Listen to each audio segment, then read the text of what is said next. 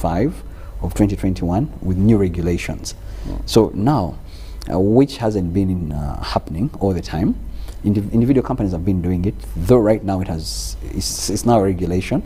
Every time you have people, rather opportunities in country X, for example, our embassy in that country has to first vet that job order. That is number one. If the embassy is satisfied by that company and they are sure that our people are going to be safe and stuff like that, then they are given an approval. And that approval now comes to us. And then we also submit to our ministry for further administration. Coming back to your particular question, first of all, Ugandans need to understand that in regards to domestic workers, because I know that's where the biggest issues are coming from, domestic workers are only allowed to work in the Kingdom of Saudi Arabia. Only in the Kingdom of Saudi Arabia, as for now, or as per now. But if you want to know which country, apart from Saudi Arabia, for domestic workers, other job opportunities, you can one, check with our Ministry of Gender, Labour and Social Development here in Kampala. If you're up country, you can check with your district labor officer because they have this information. But also, if you want to know whether this company is actually licensed to do this job, you can actually check with ISO as well, or DISO, they're called DISOs, District Internal Security Officers, so that you can get this information. That is one. Secondly, Robert, we need to understand that there is a process. And that process begins with the job order approval, like I've pointed out. So once the ministry is convinced as well, remember the embassy, then the ministry, then they are able to give this company a job order approval. That allows you to actually go ahead and recruit Ugandans.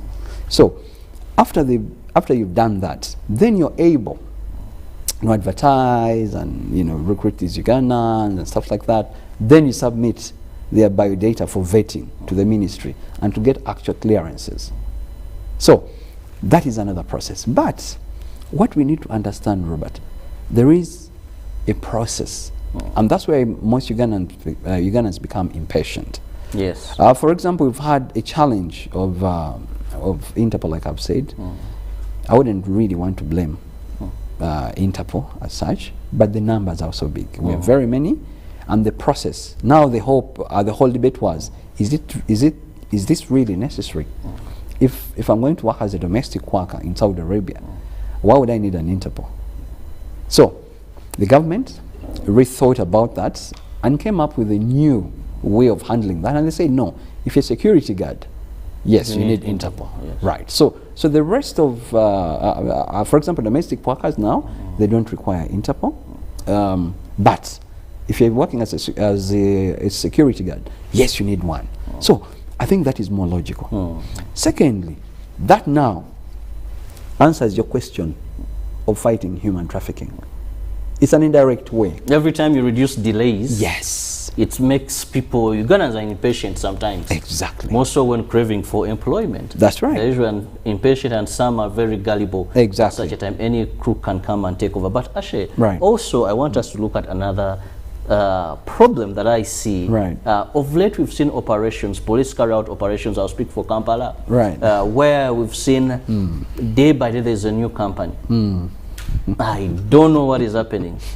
Every time there's a new company coming up in labor externalization. Right. And police has kept on recovering, what I call recovering girls from some of these homes where they are kept. It's not safe, it's not secure. And how do you regulate this industry, to be honest? Because it seems lucrative. I don't know, I'm watching it, but right. How do we come up with regulations to ensure there are standards, to ensure there are basic standards? Because it seems once you clear with the ministry, you register, then you can get these orders, advertise, the girls will come, keep them in whatever condition because they are desperate, and there you are. No, Robert, I want to make this categorically clear. This sector is actually well regulated. I must say that. And that's why we have new regulations. But there have been challenges. And these challenges, you can't really put them on the whole sector. These are individual, mistakes here and there. That, yes, of course, if I wasn't in your sector, I would also think the same way, as other Ugandans may as well. But what we need to understand, what is the cause of that? If we just look at the root cause, and I'm not saying what they did was right, but what was the cause? Number one, if you have training centers closed, you have people who are supposed to travel. Where do you accommodate them? The logical thing is to find accommodation for them. You go rent out houses, accommodate them there as you plan to get them out of the country. But maybe the mistake there is, one, you've not informed the authorities. Two, the SOPs are not being followed in these particular facilities. So if these two were done, I don't think we'd be talking about this, honestly. But the good thing is that, like I've told you, the presidential address was very clear. On the 1st of November, all training centers will be reopened, and then will be in operation once again, following the SOPs. So for me, that is the whole thing. Then secondly, our society is very, very suspicious of anything to do with our sector. And they don't have information. So it's forums like these that we're supposed to use to inform and sensitize the public about what we do. For me, I know, when I looked at that clip, that news clip, I realized that it was just lack of information. When you look at the LC1 chairman, he was very clear that they've not been giving me access. So he was suspicious as well. So it's just suspicion that people don't have information. But when you have information, you're well placed in answering some of these questions. So truth of the matter is that our people are not really, sometimes don't communicate. And communication, in many cases, turns around a lot of things. So for me, that was the only issue that I saw. And I know that the SOPs were not observed in those accommodations. But for now, as someone in the sector, I know what that company was trying to do was to basically find a quick solution to make sure that these people are accommodated in this area, in these places, as we're planning to get them out of the country. But you can see they're already cleared. They're just waiting for their time to leave. So that is it, Robert. Well, I just have to remind our viewers that you can be part of the topic of discussion by simply going to your phone or anywhere where you can access social media, maybe you're in office, your desktop. And please be part of this discussion. Send us an SMS, send us a WhatsApp message on the number 070960 2592. 070960 2592. And I'll be reading all these messages, and our guest in studio will be replying or responding to them in regarding to labor externalization, where of late we know that a number of Ugandans, actually more so those that go as domestic workers, day by day keep on increasing. A month, imagine, we see young girls leave this country, about 13,000 to go to the Middle East.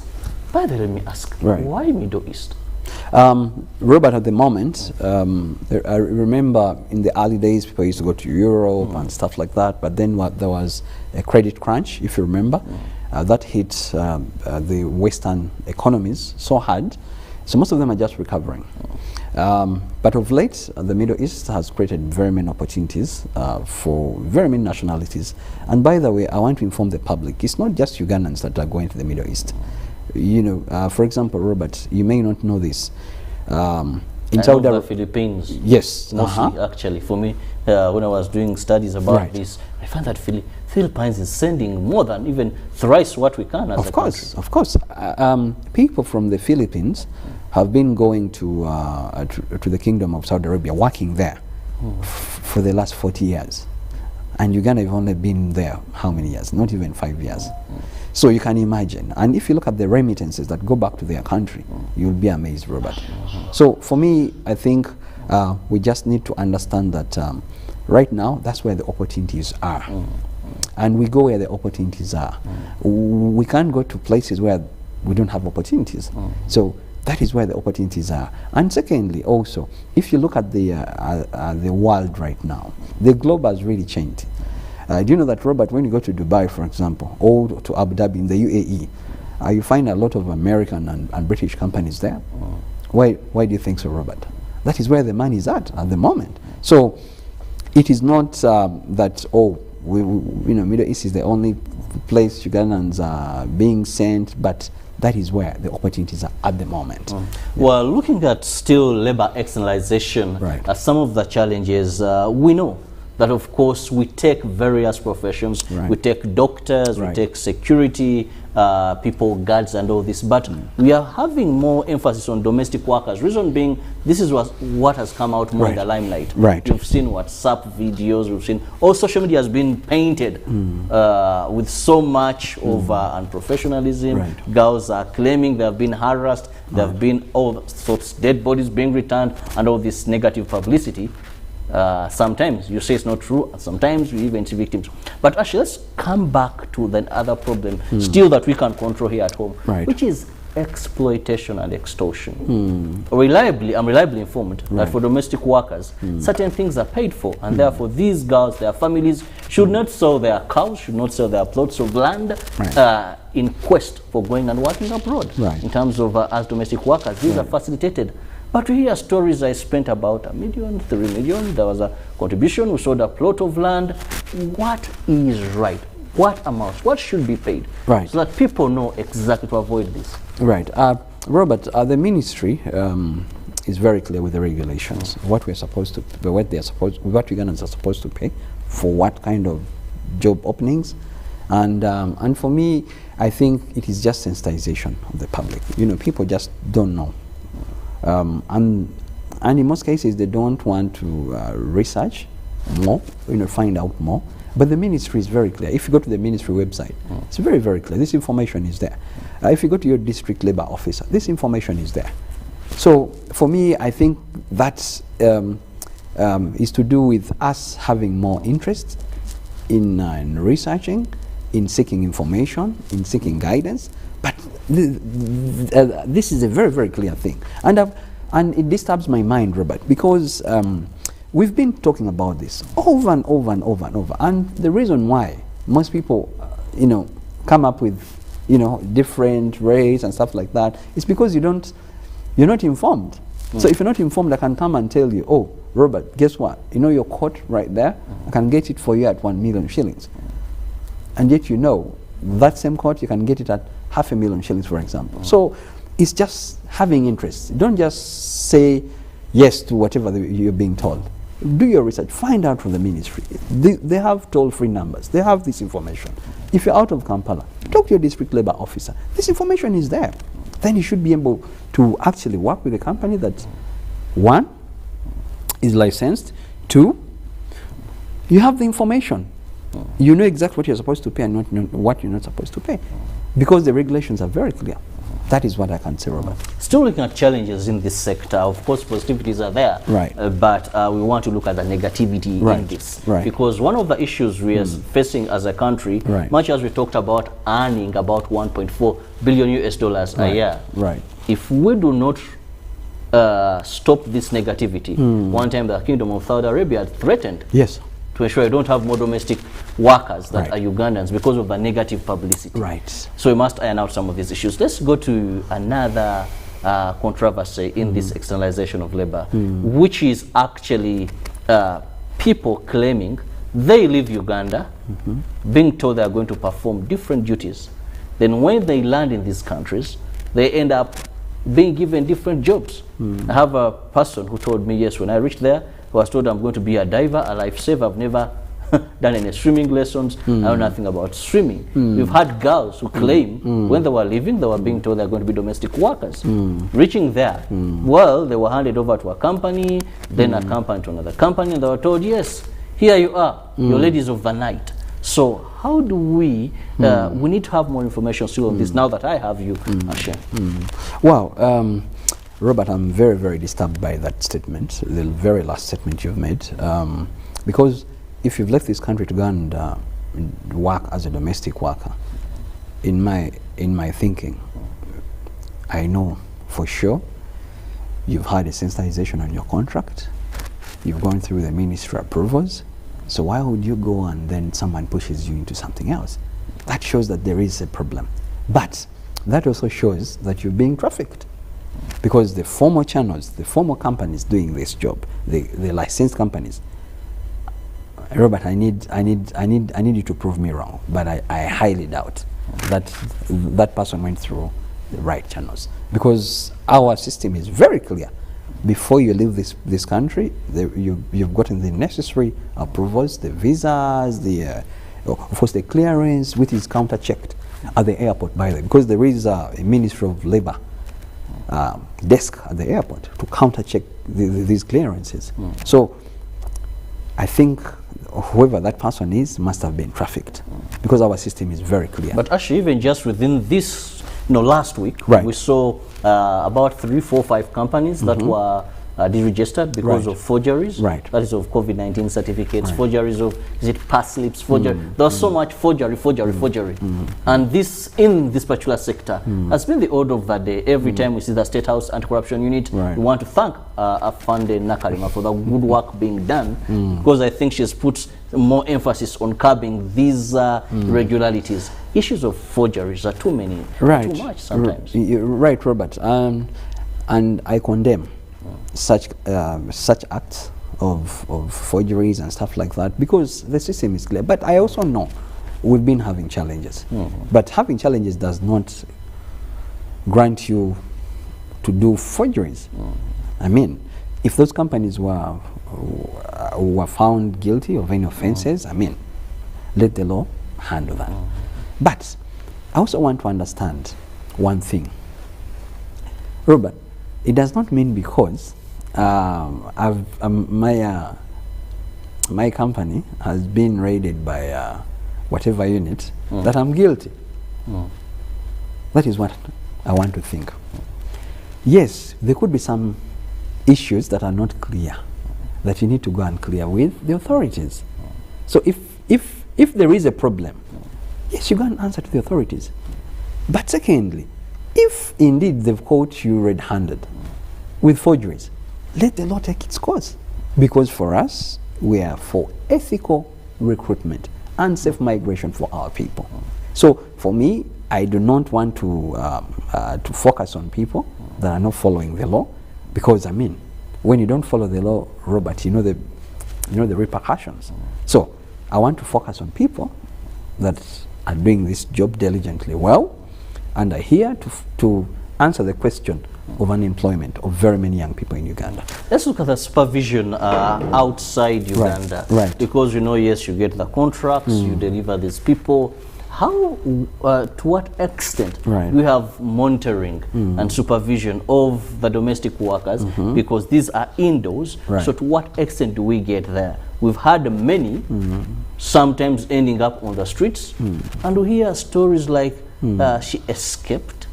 We've had many say, I can't communicate with the people home, they don't allow me access to my phone.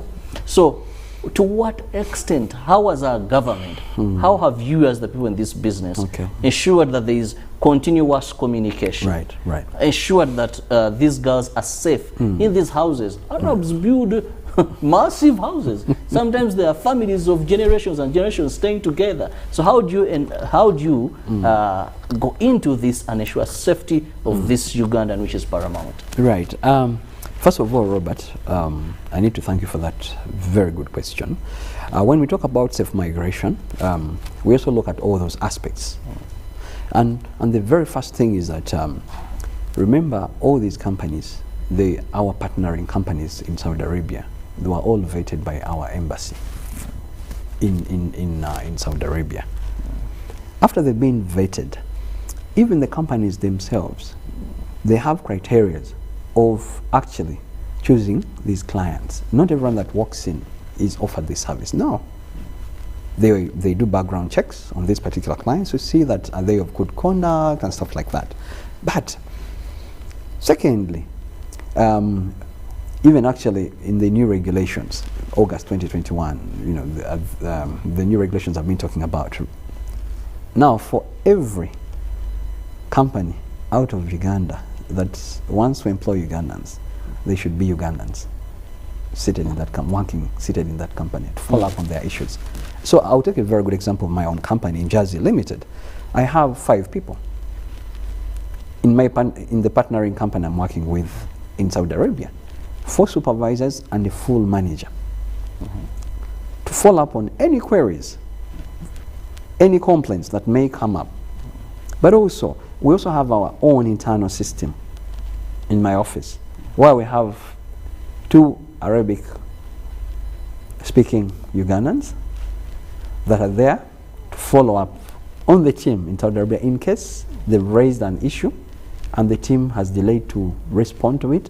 Our own team follows up with them and the client at the same time to see that this is handled in real time.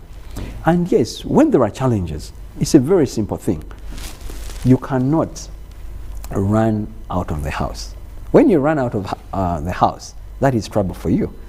The police is going to arrest you, because in Saudi Arabia you don't just walk on the road. No, you don't just, because I mean, of course they will ask you.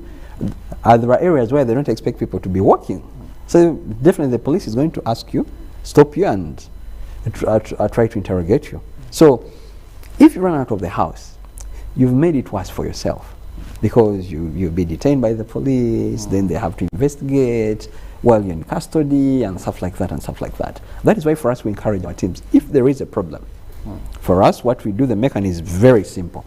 Have the client produce the girl at our offices, and then we have a complaint mechanism we follow and resolve that issue. If the girl is unable to work, then we arrange for her a repatriation. That is where we've had also problems where some people have alluded to the fact that the family is then told to either pay her return ticket or compensate the remaining time of the contract. How true is this? Yeah, I know the contracts that the domestic workers sign. Of course, they were agreed upon by the 2 nations, the Kingdom of Saudi Arabia and then Uganda. And it is in the contract that you're supposed to compensate in case you've not finished your contract and the reasons are not strong. It's true, that is there. But then the practicability part of it is what sometimes becomes a very big problem. But it's true, that part is there. And if you don't have strong reasons why you're not completing your contract, or you're not finishing, or you're not seeing through your contract, yes, you're supposed to compensate the employer 3 months, or if the employer also terminates the contract before its end, they're supposed to compensate you 2 months. So it's both ways. It's relevant. We'll be now looking at some of the messages that are coming in regarding externalization of labor, the challenges that are being faced, and how best can we streamline to ensure that we do not have these challenges. Because actually what happens, these are issues regarding life. If a girl is mistreated in any of these countries where Uganda has contracts to ensure workers are there, then sometimes we've seen losses of lives, but also sometimes that the media and people we do not see is the challenge of negative publicity, its impact to the bilateral relations, but also its impact to our economy. So please send in your message, that is on our number, that is 0709 60 25 92. We are discussing a topic and we are looking at more issues of human trafficking. We need your contribution on this, and Asha will be responding to most of your concerns regarding externalization of labor. We refer to a person leaving their country to go to another country. Here, most pronounced has been that is the Middle East and the United Arab Emirates there. So please send in your views and I'll be reading them out to you, and Asha will be responding to many of them. And that is the number on your screen. Keep them coming in. I'll be reading them out. Well, Ashe, as we continue to look at this externalization of labor, also another challenge that we face has been actually understanding these contracts. Yes. You know, when a person is craving for employment, even those we think are very educated. Remember one time you had a minister who said I signed on a document and hadn't perused through Right. So this is a girl very desperate. Right. This is a company that aims at the more numbers you take, the more profits you make. Where do we draw this balance? Because many you ask them, you sign a contract, hey, so how do we ensure? Because for you're going to hold this vulnerable girl, that yes, you signed a contract, and this is your signature, but at the end of the day, I don't think this is justice, this is fair enough. Right, Robert, thank you for that question. I need to tell you something very interesting. For example, I'll use Njazi Limited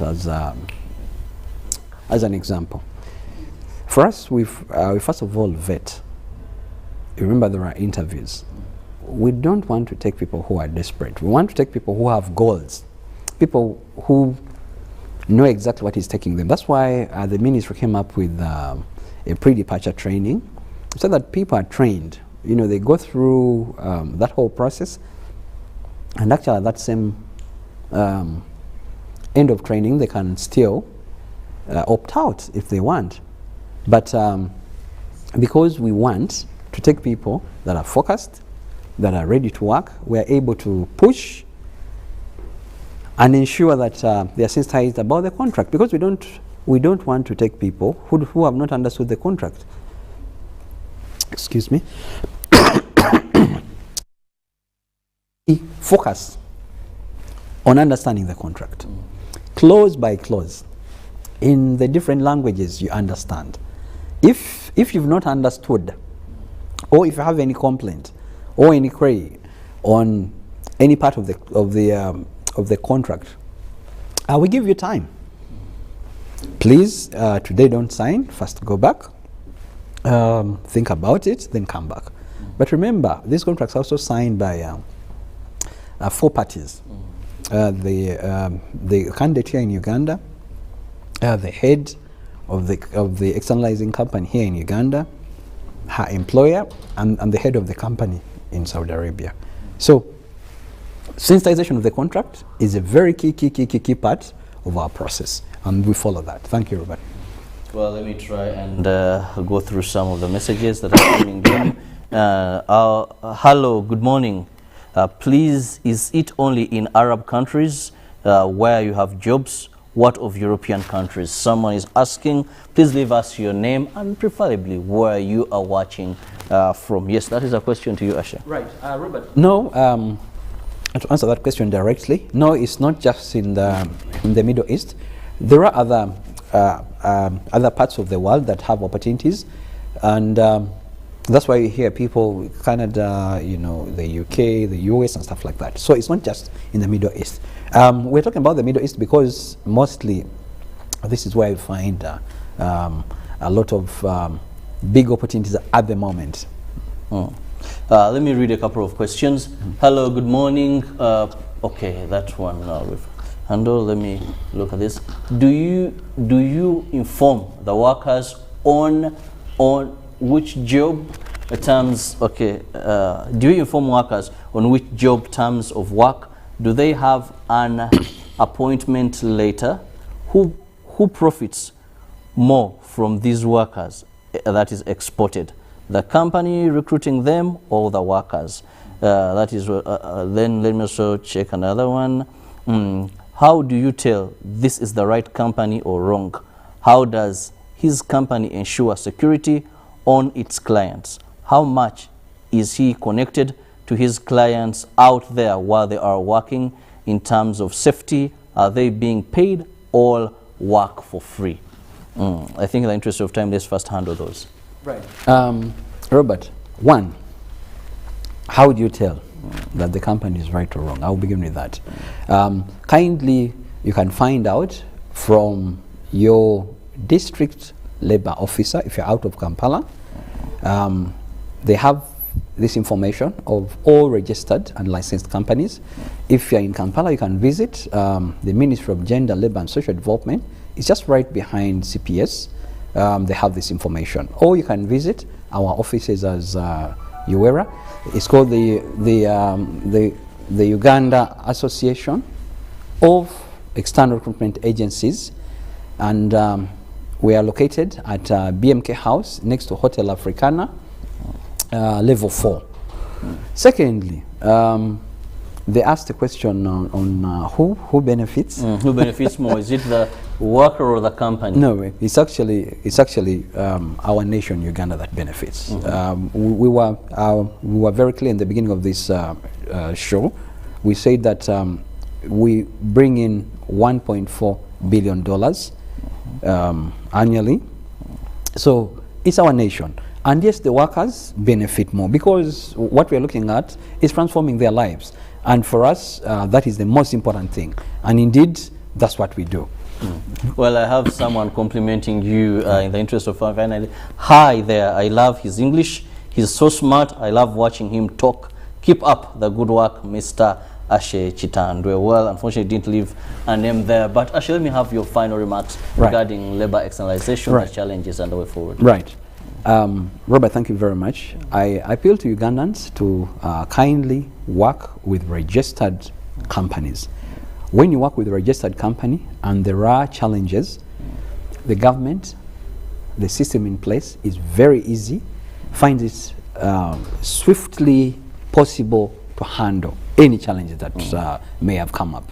So please, let's work with them and let's desist from human trafficking. Anyone that tells you that I can quickly get you out of the country without going through the formal channels, desist from following what they tell you. Because once you have challenges, it becomes very difficult for you to receive help. Thirdly, this is for all of us Ugandans. We need to embrace it. Other countries have embraced labor externalization, and we need to make sure that we take advantage of that. Robert, we have very many people that have left this country and have come back, big people. Some of the company owners today were former migrant workers. So let us embrace this, and they're now employing other people. So let us embrace this, but let's desist from human trafficking. Thank you very much. Well, I want to thank you, Ashe Chitandwe, who is the Executive Director in Jersey Company, one of the companies in labor externalization. So much is coming into the country, and of course, many are getting employment. Let's ensure that we follow the right procedures, because only then can we have continuity of labor externalization. Negative publicity will damage this entire opportunity that we have. Have a lovely day.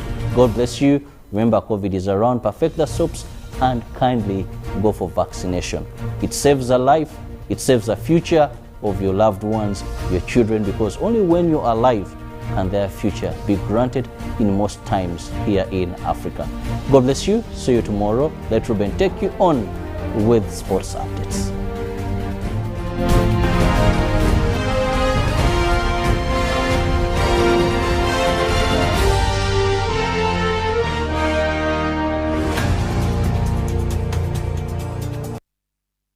When you talk about our motherland Uganda, the pearl of Africa, you cannot fail to smile because of the smile that fills the faces of the citizens. Our nice good weather and nature that sustains us all, that enables us all to continue each in their own way, because we are all